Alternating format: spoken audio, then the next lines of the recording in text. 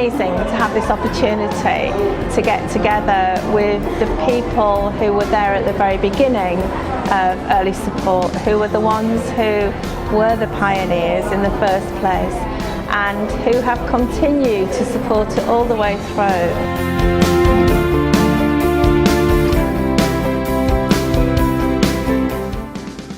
Although we had a clear idea of what we wanted to achieve for children and their families, we had no clear idea as to how we were going to achieve that. So we had to sort of look around and set up a system and how to take things forward from the white paper together from the start.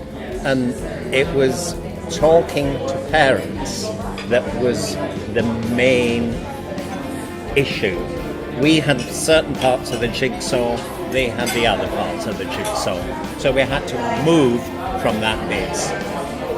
We got together a small central team, working with National Children's Bureau, RNID, and then getting the team together. And based at RNID was Liz, who was working on the education side there.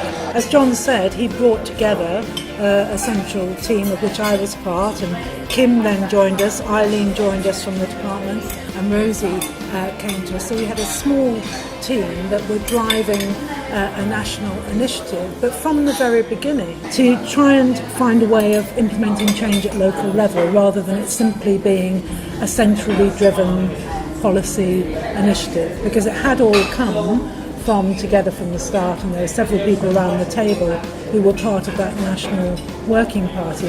In April 2009, Early Support went back into DFE, and when I went back to the department, I was asked if I'd take responsibility for leading on Early Support, which was quite daunting for me, because having come from a real small team but a very supportive team, being responsible on my own for taking it forward was quite a task. It was quite difficult in the early days to be able to keep up the profile of Early Support, but once the Minister had made a decision that the SEN agenda needed total reform, we had some initial policy talks about which areas needed reform and how best that reform could be implemented.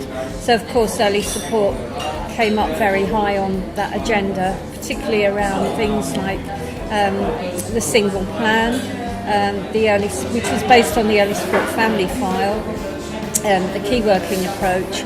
So I was very lucky to be in the right place at the right time and in a small way influence some of those decisions. I think when the Green Paper came along, as Eileen said, it was wonderful to see Early Support mentioned in there, and I knew why it was mentioned in there, and it was because of the work that Eileen had done back in the department, and it was really important that that work could continue. So we had continuity of Early Support right back from the early days, right the way through to this new government and the Green Paper.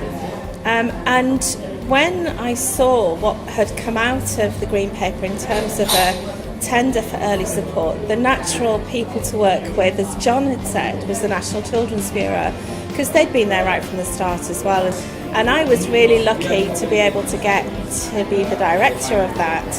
But in fact, I'm not alone, which is just such a relief, because everybody sat around this table, and also all of our partners out there are working really hard to try to make sure that the work that was established in the first place in 2003, through the work that Eileen did not to let it drop off the agenda, through to what we're doing now, has all been this continuous process to try to make sure we improve services for children, young people now, and their families. And Early Support is the thing that should underpin all of that.